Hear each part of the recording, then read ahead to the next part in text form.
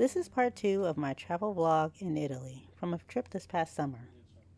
To find the link to the first part, check the description box below.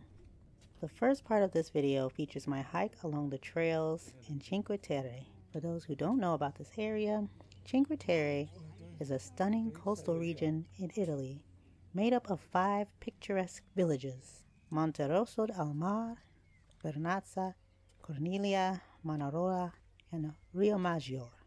Nestled along the rugged cliffs of the Ligurian Sea, these villages are famous for their colorful buildings, narrow, winding streets, and breathtaking views.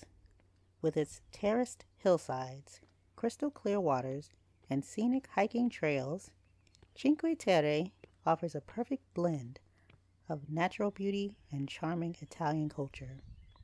It's a UNESCO World Heritage Site that feels like a hidden paradise, offering visitors a glimpse into a slower, more peaceful way of life.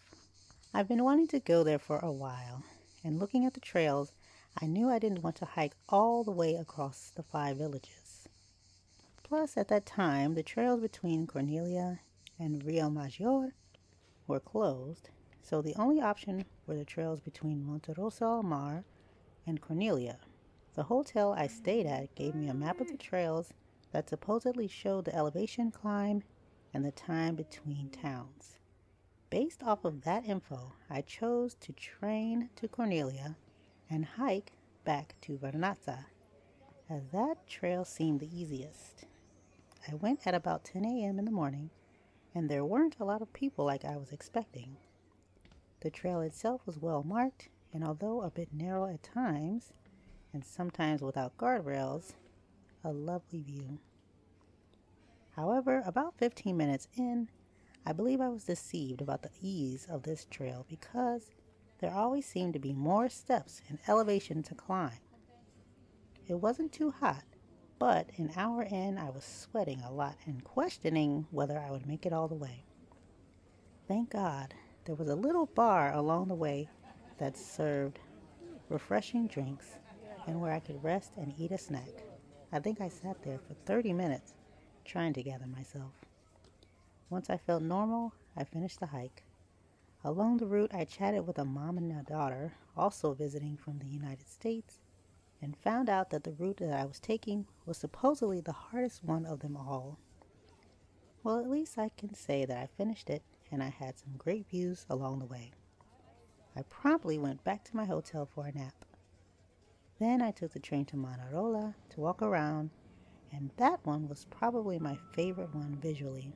It was very picturesque and had elevated stairs and vantage points from which to see the town.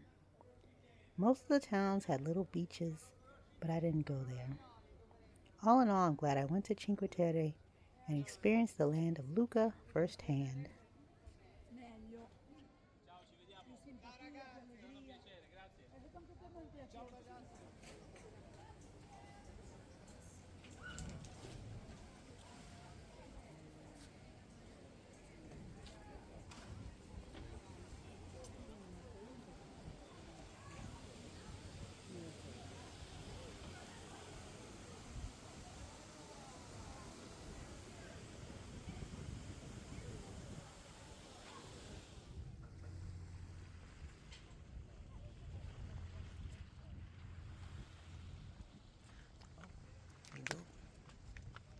Hey, il y a un truc là-bas.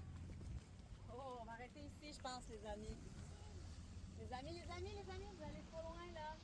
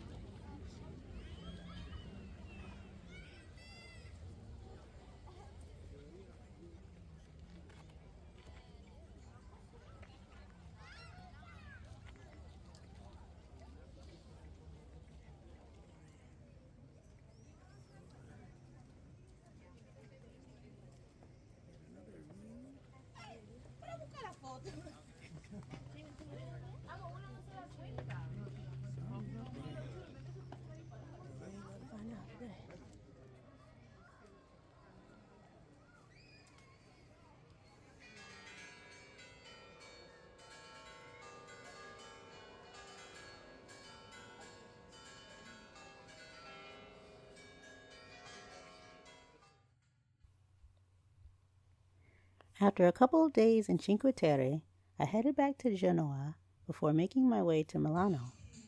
In Genoa, I stopped by a couple of thrift stores, hoping to find Armani at a steal.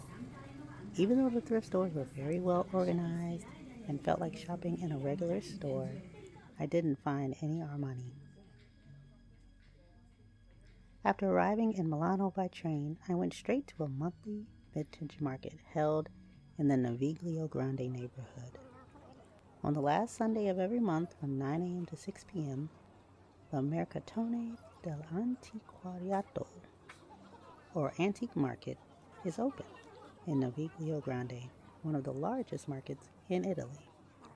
In a distance of about 2 kilometers, there are 380 stands that include everything from high-quality antiques to items such as paintings, furniture, accessories, books, glasses, porcelains, board games, and comics. Of course, there were also clothing vendors. My focus was more on the vintage clothing vendors because I was still looking for Gucci at rock-bottom prices. But honestly, the whole market was overwhelming. It was a ton of people and dozens of vendors. Too much for me to focus on. The clothing vendors ranged from racks of clothes for €5 each to varying quality and prices. I walked around for maybe 30 to 45 minutes before I called it quits without buying anything. I prefer the intimate setting of dedicated thrift and vintage shops.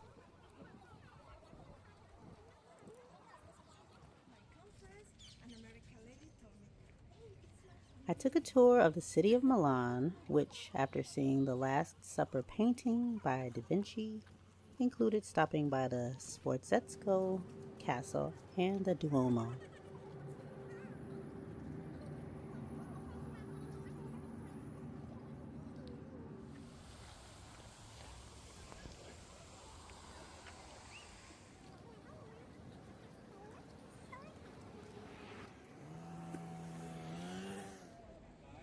The Duomo of Milan is an iconic Gothic cathedral and one of the largest churches in Europe, known for its intricate facade and stunning spirals. It took nearly 6 centuries to complete and features breathtaking stained glass windows, elaborate sculptures, and a rooftop that offers panoramic views of the city. The Duomo is a symbol of Milan's rich history and artistic heritage, and is one of the symbols that is recognizable as being from Milan. Unfortunately, I didn't get a chance to enter the Duomo, and that was one of the things that I wished I had made time to do while in Milan.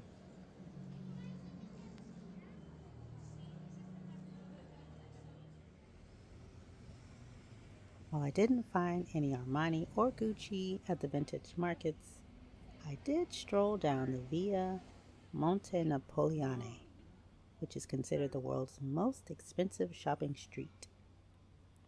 I saw the usual suspects: Gucci, Armani, Balmain, Prada, Valentino, Dior, Fendi. The list goes on and on. I did not step into any of those stores though, but I've never window shopped more in my life. Valentino's over there. The styles that were displayed in the windows were very interesting and included some styles I'd like to try to make one day. Some themes that stuck out to me included big prints and floral prints. I also saw some nice jewelry pieces, but that doesn't make as much sense to me to splurge on as clothes and shoes if one were to splurge. But I digress. I enjoyed my stroll seeing all the big names in fashion on one street.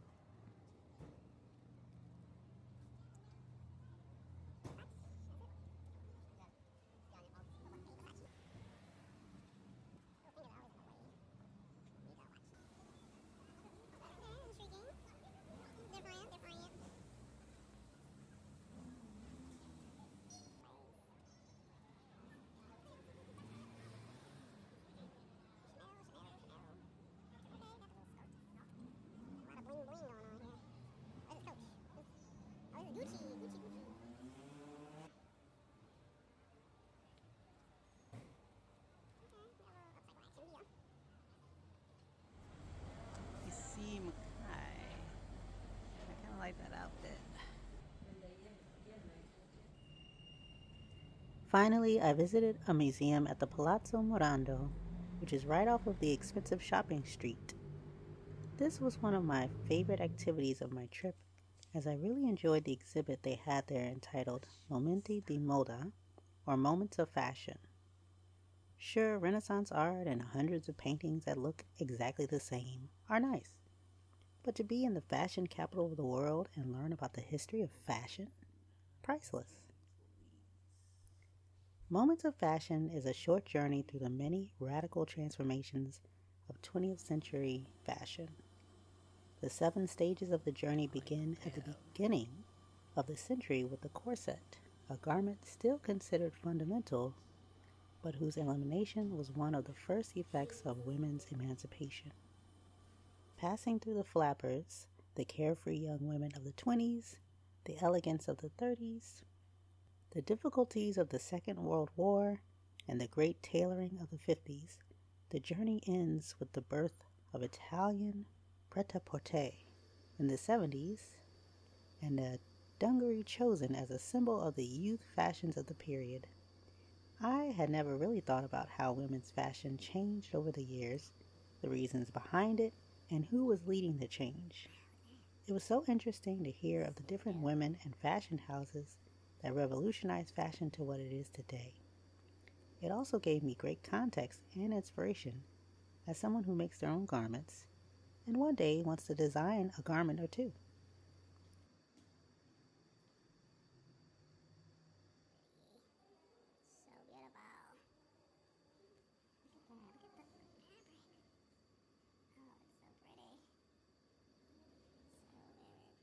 Oh, it's so pretty.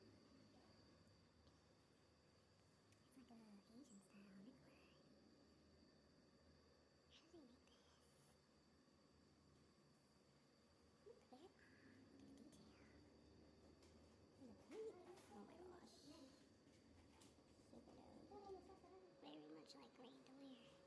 Oh, can you see it? Can't really see it.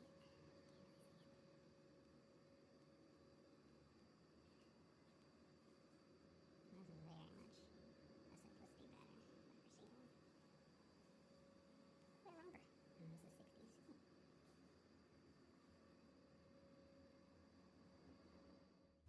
I did stop by a fabric shop and do some shopping finally, which I talk about in another video. Milano was a great city to visit, a lot of history, great food, and close to other major cities in Italy. I hope to go back to Italy one day, maybe check out the Dolomites, Venice, Sicily. But until next time, thanks for watching.